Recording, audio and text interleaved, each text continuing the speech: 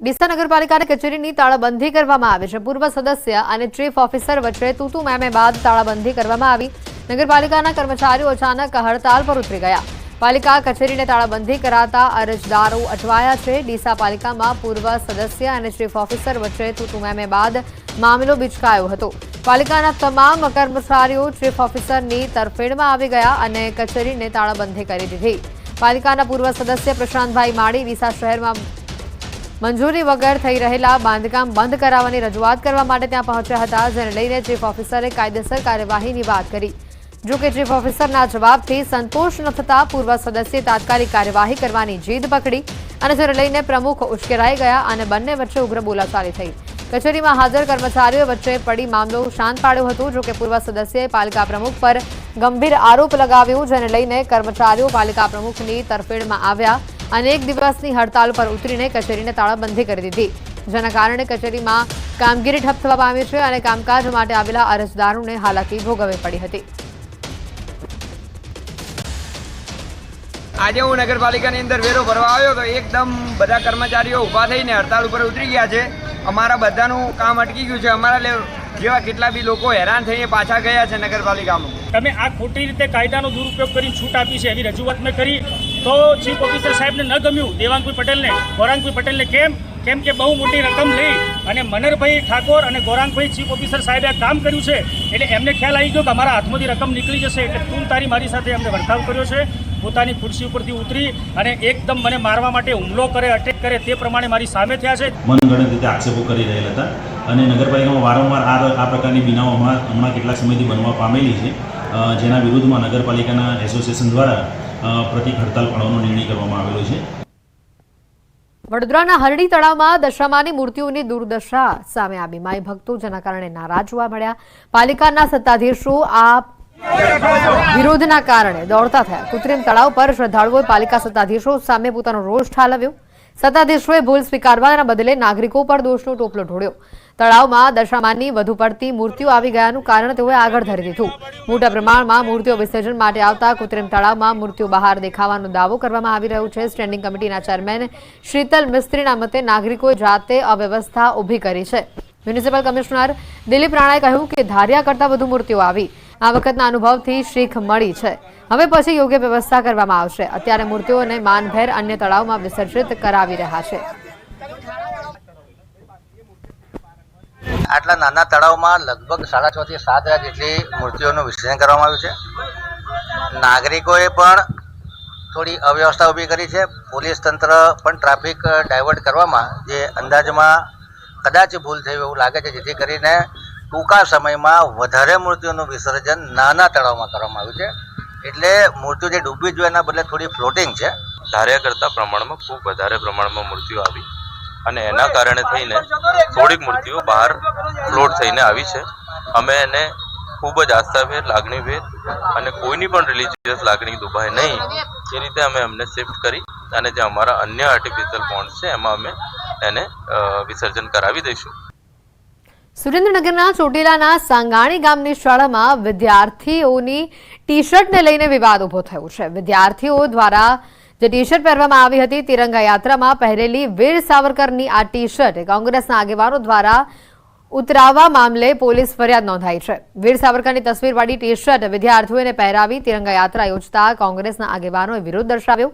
કોંગ્રેસના પૂર્વ ધારાસભ્ય રિત્વિક મકવાણા, લાલજી દેસાઈ, રાઘવ મેટાડિયા, ગોપાલ ટોળિયા આ સહિતના કુલ 8 વ્યક્તિઓ સામે ફરિયાદ દાખલ કરવામાં આવી છે। તિરંગા યાત્રા રોકી ફરજમાં રોકાવટ કર્યા અંગેની પણ ફરિયાદ નોંધાઈ છે। કોંગ્રેસ આગેવાનો વિરુદ્ધ ફરિયાદ નોંધાતા જિલ્લાના રાજકારણમાં ગરમાવો આવ્યો છે। ફરજમાં રૂકાવટ સહિતના તમામ કલમો અને અલગ અલગ જે પણ કમ્યુનિટીઝ હોય, જેની અલગ અલગ માન્યતાઓ હોય, એમની વચ્ચે વૈમનસ્ય ઊભું કરવા બાબતેની જે ફરિયાદ જે છે એ ચોટીલા પોલીસ સ્ટેશનમાં દાખલ કરવામાં આવી છે। ગુનામાં ટોટલ હાલ 5 આરોપી અને અન્ય એમની સાથેના જે પણ વ્યક્તિઓ હતા એમના વિરુદ્ધ ગુનો દાખલ થયો છે। જે મેં વિડીયો એક આજે જોયો છે એ બહુ દુઃખની બાબત છે। વીર સાવરકરને નિર્દોષ છોડવામાં આવ્યા હતા અને પાઠ્યપુસ્તકોમાં પણ એમનો અભ્યાસ કરાવવામાં આવે છે। અને વિદ્યાર્થીઓને ઉપયોગી થવાની જ અમારી પ્રવૃત્તિ હોય છે. અમારે કોઈ રાજકીય પક્ષ જોડે બોટાદ જિલ્લામાં સૌની યોજનાની બંને લિંક 2 અને લિંક 4માં 1300 ક્યુસેક પાણી છોડવામાં આવ્યું છે. મુખ્યમંત્રી રાજ્યના ઓછા વરસાદવાળા વિસ્તારોમાં સૌની યોજના મારફતે પાણી છોડવાની જાહેરાત કરી છે અને ત્યારે બોટાદમાં ચાલુ વર્ષે ઓછો વરસાદ પડતા ખેડૂતો ચિંતિત થયા હતા. જોકે જિલ્લાના 7 ડેમો, 20 તળાવો અને 200 જેટલા ચેકડેમમાં પાણી છોડાતા ખેડૂતોમાં ખુશીનો માહોલ જોવા મળ્યો. ખેડૂતોના પાકને જરૂરિયાત મુજબનું પિયતનું પાણી મળી રહેતા ખેડૂતોમાં ખુશી જોવા મળી. આ પાણીથી ખેડૂતોના મહામૂલા પાકને જીવનદાન મળશે. ખેડૂતોએ કહ્યું છે કે જો પાણી ન છોડાયું હોત તો આ વિસ્તારનો 90% પાક નિષ્ફળ જવાની ભીતિ હતી. સરકારના નિર્ણયથી ખેડૂતોએ પ્રશંસા કરી છે.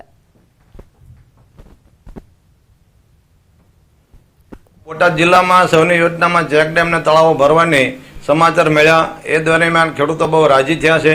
બોટાદમાં જો બધા ભરી દેવામાં શરૂઆત થઈ ગઈ છે અને વહેલી તકે જો સરકારશ્રી દ્વારા ભરાઈ જશે તો અત્યારે જે ઉત્પાદન આપણું 70-80% છે ને એ 90% પહોંચે એવું છે. અત્યારે વરસાદ ઓછો થયો છે એટલે પાણી કેનાલ દ્વારા કે જે ચેક ડેમ દ્વારા જે દ્વારા મળશે એનાથી પાક 100% સારો થશે, ખેડૂતોનું ઉત્પાદન વધશે અને ખેડૂતો રાજી થશે. એટલે યોજના સરકારે જે ઝડપથી પાણી આપવાની કરી છે એ ખૂબ આવકારદાયક છે અને ખૂબ જ પ્રશંસનીય છે. નર્મદા ડેમ 70-80% ભરાતા નર્મદા પાણીમાંથી 1300 ક્યુસેક પાણી આવે છે. એટલે એમાંથી આપણે સૌની યોજના લિંક 2 લિંક 4 ચાલુ છે. એમાં બોટાદ જિલ્લાને પાણી આપવાનું ચાલુ છે. જિલ્લાના 9 ડેમ કુલ છે, એમાંથી 7 ડેમ જોઈન્ટ થયેલા છે સૌની દ્વારા, એના માપવામાં આવશે. અને તળાવો 20 અને ચેકડેમો લગભગ 200 જેવા ચેકડેમો અને નદીઓ છે 3-4. વધુ સમાચાર આવી રહ્યા છે દાહોદથી. દાહોદમાં ઊંટવૈદ ઝડપાયો છે. આરોગ્ય વિભાગે હાથ ધરેલી કાર્યવાહીમાં સમગ્ર મામલાનો પર્દાફાશ થયો.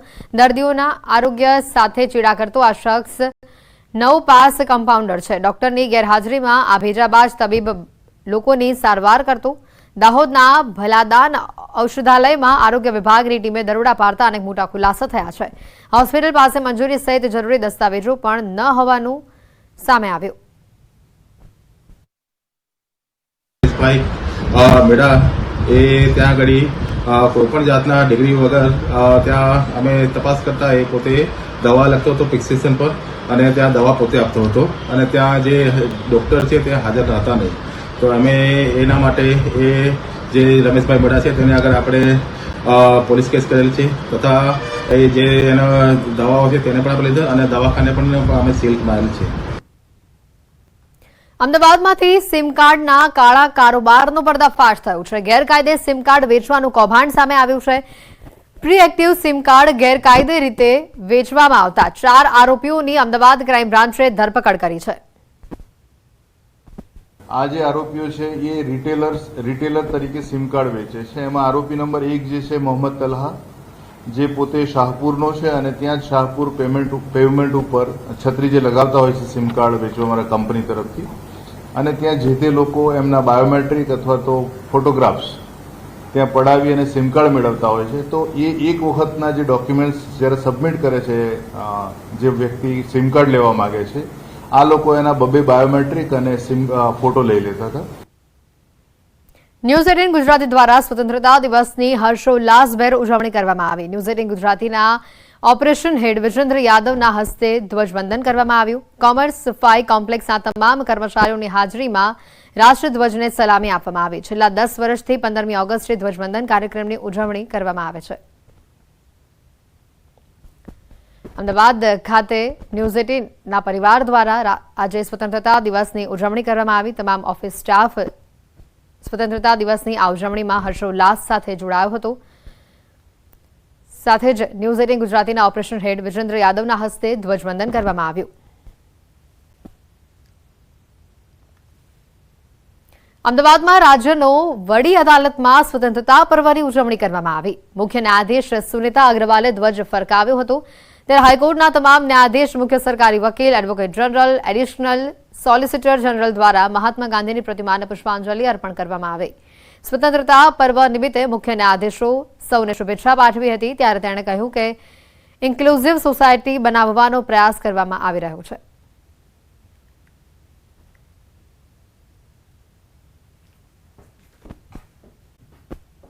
વાત કરીશું ગોધરાની તો ગોધરા શહેરમાં રખડતા ઢોરનો આતંક યથાવત છે ત્યારે શહેરના સામાજિક કાર્યકર દ્વારા અનોખી રીતે વિરોધ કરી રખડતા ઢોરને ભગાડ્યા હતા। સ્વતંત્રતા પર્વ નિમિત્તે એક હાથમાં તિરંગો અને લાકડી લઈ પશુઓને હટાવોની કામગીરી તેઓએ હાથ ધરી હતી। વારંવાર રખડતા ઢોરના કારણે થતા અકસ્માતને લઈ પાલિકા તંત્રની કામગીરી પર સવાલો ઉઠી રહ્યા છે। રખડતા પશુઓ અડીંગું જમાવીને બેઠા હોય છે અને ઘણીવાર નિર્દોષ વાહન ચાલકને કે રાહદારીને શિંગડે ભેરવીને પાડી દેતા હોય છે અને ભૂતકાળમાં પણ આવી ઘણી ઘટનાઓ થઈ છે અને લોકો વાહન ચલાવતી વખતે ખૂબ જ ડર મહેસૂસ કરી રહ્યા છે અને આજે જાહેર માર્ગો પર રખડતા પશુઓ છે એને હટાવવા માટે પાલિકા દ્વારા કામગીરી શરૂ કરવામાં આવી છે, પરંતુ જે અસરકારક કામગીરી થવી જોઈએ એ નથી થઈ। ગુજરાત હાઈકોર્ટના આદેશ બાદ રાજ્યની તમામ નગરપાલિકાઓ દ્વારા જાહેર માર્ગો પર રખડતા પશુઓને પકડી અને કાયદેસરની કાર્યવાહી કરવાની કામગીરી હાથ ધરવામાં આવી છે, જેના ભાગરૂપે ગોધરામાં પણ નગરપાલિકા અને વહીવટીતંત્ર દ્વારા આ કામગીરી કરવામાં આવી છે। પરંતુ અસરકારક જે કામગીરી હતી જેના બાદ પણ જે દ્રશ્યો હતા એ આપ જોઈ શકો છો। જાહેર માર્ગો પર જે પશુઓ હતા જેને લઈને એક સામાજિક કાર્યકર છે તેઓ દ્વારા દેશભક્તિનો હાલ જે માહોલ ચાલી રહ્યો છે, પર્વ છે દેશભક્તિનું, એવા જ સમયે હાથમાં ત્રિરંગો લઈ અને જે રસ્તા પર રખડતી ગાયો છે તેને હટાવવા માટેનું એક અભિયાન શરૂ કરવામાં આવ્યું છે। આ સામાજિક કાર્યકર છે તેઓ 2 દિવસ અગાઉ જ પોતે આ સ્થળ ઉપર અકસ્માતનો ભોગ બન્યા હતા અને અકસ્માતનો ભોગ બની તેઓને સામાન્ય ઇજાઓ પણ પહોંચી હતી। ત્યારે તેઓ જણાવી રહ્યા છે કે રાષ્ટ્રીય પર્વમાં જાહેર માર્ગો પર અકસ્માતની દહેશત ઊભી કરતી જે રખડતા પશુઓ છે તેને દૂર કરવા એ પણ એક રાષ્ટ્રભક્તિ છે અને જેના જ અભિયાનના ભાગરૂપે તેઓએ આ કામગીરી શરૂ કરી છે। એક પ્રકારે કહી શકાય કે આ ગાંધીગીરી સમક્ષની આ જે કામગીરી છે આપ દ્રશ્યોમાં જોઈ શકો છો અને આ કામગીરી થકી તેઓ તંત્ર સાથે સાથે તમામ જે નાગરિકો છે તેઓને જાગૃત કરવાના પ્રયાસો કરી રહ્યા છે। રાજેશ જોશી, ન્યૂઝ 18 ગુજરાતી, ગોધરા, પંચમહાલ। ગીર સોમનાથ જિલ્લામાં ફરી યુરિયા ખાતરની અછતની બૂમ ઉઠી છે। જિલ્લામાં મોટા પાયે વાવેતર થયું છે। પાકના સારા ઉત્પાદન માટે ખેડૂતોને ખાતરની જરૂર છે, પરંતુ કોડીનાર તાલુકાના છેલ્લા 1 માસથી સંઘ મંડળી ખાતર ડેપોમાં યુરિયા ખાતર ન મળતા ખેડૂતોમાં રોષ ભભૂકી ઉઠ્યો છે। તો ખેડૂતો ખાતર માટે ધરમધક્કા પણ ખાઈ રહ્યા છે। સમયસર ખાતર નહીં મળે તો ઉત્પાદન પર અસર થવાની ખેડૂતોની ભીતિ છે અને તેવામાં તાત્કાલિક અસરથી યુરિયા ખાતર પૂરું પાડવાની ખેડૂતોની માંગ છે। છેલ્લા 15 દિવસથી ખાતરની અછત હોવાનું ખુદ કોડીનાર ખરીદ વેચાણ સંઘના કર્મચારી સ્વીકારી રહ્યા છે। જો કે તેમનું કહેવું છે કે બોટલમાં યુરિયાનો જથ્થો પૂરતા પ્રમાણમાં છે, પરંતુ ખેડૂતો નેનો યુરિયાના બદલે દાણા યુરિયાનો જ આગ્રહ રાખે છે। ખેડૂતોના મતે યુરિયાનો છંટકાવ કરવો મુશ્કેલ છે અને તેનાથી પાકને પણ નુકસાન થાય છે, જેથી નેનો યુરિયાના બદલે દાણા યુરિયા ખરીદવાનો આગ્રહ રાખી રહ્યા છે। વહેલી તકે ખાતરનો પૂરતો જથ્થો આપવાની ખેડૂતોની માંગ છે। કોડીનાર તાલુકાની અંદર ત્યાં યુરિયા ખાતર મળતું નથી। કોડીનાર તાલુકાને અત્યારે જરૂર છે ને ખાતર ન મળે તો પછી એ મોડત સારી થતી જ નથી। તો એના માટે સરકારે કંઈક કરવું જોઈએ, અથવા તો ન કરે તો અમે પછી મામલતદારનો લખીને આપીએ। ખાસ કરીને આ 10-12 દિવસથી યુરિયા મળ્યું નથી અને ખેડૂતોને તો શું છે કે ટાઈમે જોઈએ ત્યારે લેવા જાય, હવે લેવા ગયા તો એને એમાં મળ્યું નહીં એટલે એના પાકને જે ટાઈમે વૃદ્ધિ થાય એ પ્રમાણે નાખવું જોઈએ એ મળી શક્યું નહીં। એટલે ખેડૂતો આ બાબતે જે તે જગ્યાએ આટા ફેરા ખાય છે, પૂછે છે ક્યારે આવશે, ક્યારે મળશે, અને એ ખેડૂત માને છે કે યુરિયા ઘન છે જે બોરીની અંદર આવે છે એનું રિઝલ્ટ અમને સારું મળે છે। કોડીનાર વિસ્તારની અંદર છેલ્લા મહિના દિવસથી યુરિયા ખાતરની શોર્ટેજ છે। ક્યાંય પણ એક બેગ યુરિયા કોઈ ખેડૂતોને મળતી નથી। મંડળીઓ હોય, સંઘ હોય, ગમે એ એગ્રો હોય, ક્યાંય સંઘમાં કે ક્યાંય યુરિયાનું એક બાચકું નથી। એટલે અમારી સરકારને વિનંતી કે કોડીનાર તાલુકાને વધારેમાં વધારે યુરિયા થોડું ફાળવે, પણ આવનારા દિવસોમાં જો હજી ખેડૂતોને આ યુરિયા નહીં મળે તો અમે મામલતદાર થ્રુ કલેક્ટરને આવેદન પણ આપશું। ખેડૂતોને સાથે રાખી અને તમામ રજૂઆત કરશું। સૌથી વધારે યુરિયા ખાતરની શોર્ટેજ છે અને એનું કારણ એ છે કે વધારે વરસાદને કારણે યુરિયાની શોર્ટેજ સર્જાણી। એના સામે ખેડૂતોને અમે નેનો યુરિયા આપીએ છીએ, પણ ખેડૂતો એમાં સહમત નથી। એને બેગમાં જ યુરિયા જોઈએ છે, ગ્રેન્યુઅલ દાણામાં, પ્રવાહીમાં નહીં, ટૂંકમાં 2 દિવસમાં પાછું યુરિયા આવે તો બધાને વ્યવસ્થિત રીતે મળી પણ જાય। આજકાલ ફિલ્મ અને વેબ સિરીઝ જોઈને તેની મોડસ ઓપરેન્ડીની કોપી કરી છે. ગુના આચરવાની ઘટનામાં વધારો પણ થઈ રહ્યો છે અને આવા જ એક ઘટના સામે આવી છે અમદાવાદમાંથી, જ્યાં રઈસ ફિલ્મની જેમ બાળકો પાસેથી દારૂની ડિલિવરી કરાવવામાં આવતી હોવાનું રેકેટ ઝડપાયું છે. શહેરના પોશ ગણાતા બોડકદેવ વિસ્તારમાં બાળકો પાસે દારૂની ડિલિવરી કરાવાતી હતી. નાના બાળકોને મહિને 8,000 પગાર, એક બોટલ પર 200 રૂપિયા કમિશન આપી અને દારૂની ડિલિવરી કરાવવામાં આવતી હતી. અંકિત પીતાંબરભાઈ પરમાર નામનો એક વ્યક્તિ છે. એ વ્યક્તિ બાળકો જે હોય છે સગીર વયના, એમને મજૂરીએ રાખી અને દારૂનું વેચાણ કરતો હોય એ હકીકત મળી. એ આધારે રેડ કરતા કાયદાથી સંઘર્ષિત બાળક મળી આવેલ અને એની પાસેથી અલગ અલગ બ્રાન્ડની ટોટલ 6 બોટલ અને જ્યુપિટર ગાડી મળી આવેલ હતી. તો ટુ વ્હીલરમાં બાળકો પાસે છેલ્લા 2 મહિનાથી દારૂનું વેચાણ કરાવાતું હતું. અંકિત પીતાંબર નામનો શખ્સ બાળકોને 8,000ના પગાર પર રાખતો હતો. એટલું જ નહીં, દારૂની એક બોટલની ડિલિવરી કરે તો 100 થી 200 રૂપિયાનું કમિશન પણ અપાતું હતું. પોલીસે એક ટાવરિયાને મોપેડમાં 6 વિદેશી દારૂની બોટલ સાથે ઝડપી પાડ્યો છે અને જેની પૂછપરછમાં સમગ્ર રેકેટનો પર્દાફાશ થયો છે. તો હાલ બોડકદેવ પોલીસે દારૂ આપનાર બુટલેગરની ધરપકડ કરી છે. કાયદેસરની કાર્યવાહી હાથ ધરી છે. આ કાયદાથી સંઘર્ષિત બાળકને પૂછતા એમણે જણાવેલું કે આ જે ગાડી છે એ અંકિત પીતાંબરભાઈ પરમારના ભાઈની છે અને અંકિત અમને આ ગાડીની અંદર ડેકીની અંદર દારૂ ભરી અને અમને આપી જાય છે અને અમારે જ્યાં અંકિત અમને કહે ત્યાં અમારે આ દારૂ વેચવાનો હોય છે અને આપવાનો હોય છે. અમને 8,000 રૂપિયાનો પગાર રાખેલો છે અને મારા સિવાય પણ અન્ય એક બાળક છે તેને પણ 8,000 પગારથી રાખેલો છે. 8,000 ઉપરાંત અંકિતના જે ગ્રાહક હોય છે એમનો કોલ આવે એટલે એ ગ્રાહકને ડિલિવરી દેવા જવાની હોય છે. આ એક ડિલિવરી 200 રૂપિયા એક્સ્ટ્રા આપવામાં આવે છે અને આ બાળક પાસે અંકિત આ કામ કરાવડાવતો હોય એમને આ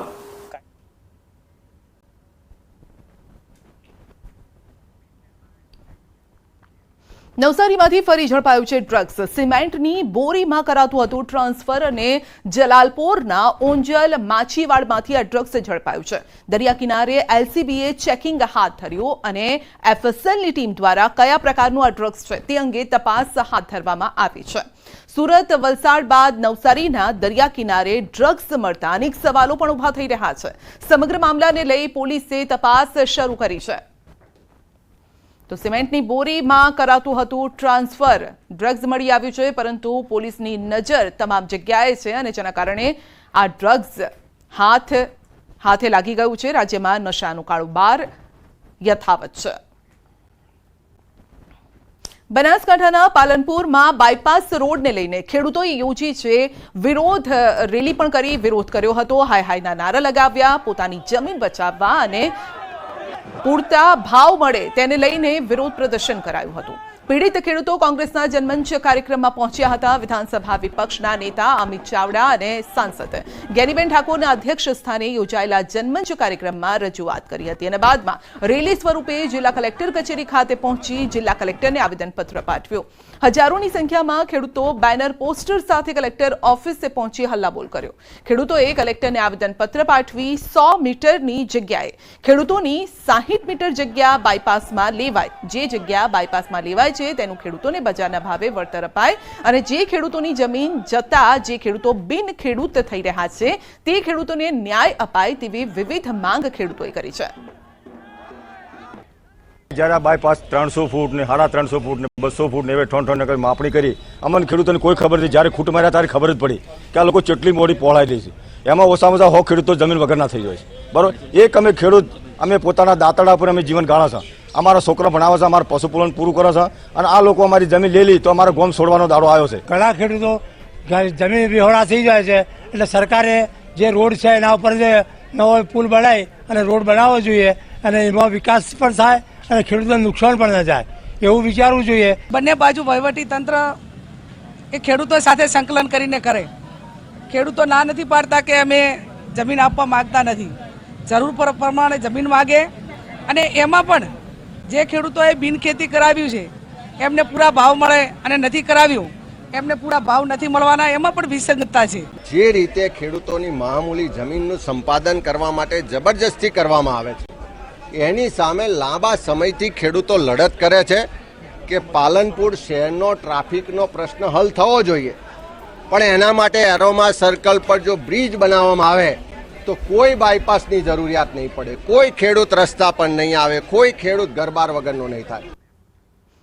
આ વિશાળ જગ વિસ્તારે નથી રે એકલો માનવી, પશુ છે, પક્ષી છે, વૃક્ષો, વનો ને વનસ્પતિ. ઉમાશંકર જોશીની આ કવિતા અમરેલીના જીવદયા પ્રેમીએ સાર્થક કરીને બતાવી છે.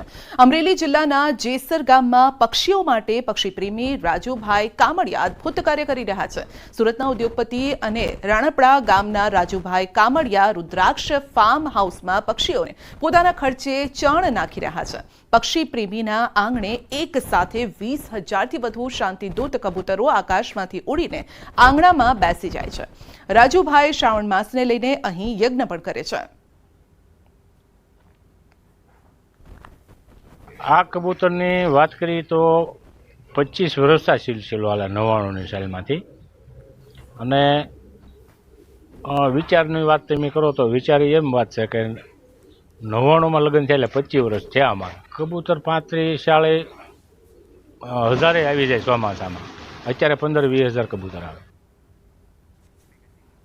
તો આ પક્ષી પ્રેમી રોજની 40 થી 50 મણ જુવારનો ચારો કબૂતરોને આપે છે, જેનો વાર્ષિક ખર્ચ 60 લાખ રૂપિયા જેટલો થાય છે. અને આ તમામ ખર્ચ રાજુભાઈ છેલ્લા 20 વર્ષથી તેમના ખિસ્સામાંથી કાઢે છે. વર્ષ 1999માં તેમના લગ્ન બાદ તેમને આ વિચાર આવ્યો અને આમ તેઓ છેલ્લા 25 વર્ષથી પક્ષીઓને ચણ નાખવાનો સેવા યજ્ઞ ચલાવી રહ્યા છે. આ કબૂતર પ્રેમીના આંગણે રોજ બરોજ અનેક લોકો પણ આવે છે, આ કબૂતરોને જોવા માટે આવે છે. દેશના જાણીતા કથાકાર મોરારી બાપુએ પણ રાજુભાઈની સેવાકીય પ્રવૃત્તિને બિરદાવી છે. तो वहां मैं आपको अतिशयोक्ति नहीं, हजारों कबूतर आते डेली, करीब मुझे, लेकिन मैं कम बोलूंगा, इससे ज्यादा 50 मण जुवार कबूतरों ने नाखे डेली. તો ફાર્મ હાઉસમાં 20,000થી વધુ કબૂતરો એક સાથે જોવા મળે છે. બપોર થતાં જ આ કબૂતરોના ટોળે ટોળા ઉડીને ગમે ત્યાંથી આવી જાય છે. સૂર્યાસ્ત સુધી આ કબૂતરો અહીં જ રહે છે અને બાદમાં ચણનો ખોરાક લઈ તેઓ પાણીની કુંડીમાં પાણી પીતા નહાતા પણ નજરે પડે છે. સાંજ પડતાની સાથે અહીંથી ઉડીને કબૂતરો ચાલ્યા જાય છે. ખેડામાં કમલમ કાર્યાલય ખાતે બંધ બારણે બેઠક યોજાઈ. ધ્વજવંદન કાર્યક્રમ બાદ કાર્યાલયમાં બેઠક યોજાઈ હતી અને સીએમ ભૂપેન્દ્ર પટેલની ઉપસ્થિતિમાં બેઠક યોજાઈ. આવનારી ખેડા જિલ્લા પંચાયત, નગરપાલિકાઓ, તાલુકા પંચાયતની ચૂંટણીની આ બેઠકમાં ચર્ચા કરવામાં આવી હશે. બેઠકમાં ગોરધન ઝડફિયા, અજય બ્રહ્મભટ્ટ, સાંસદ દેવસિંહ ચૌહાણ સહિતના નેતા, ધારાસભ્યો ઉપસ્થિત રહ્યા. આ સાથે પૂર્વ જિલ્લા પંચાયત પ્રમુખ, નગરપાલિકા પ્રમુખ સહિત સંગઠનના હોદ્દેદારો સાથે આ બેઠક યોજાઈ. મહત્વનું છે કે ડાકોર, ખેડા, મૌધા, ચકલાસી સહિતની નગરપાલિકાની ચૂંટણી યોજાવાની છે.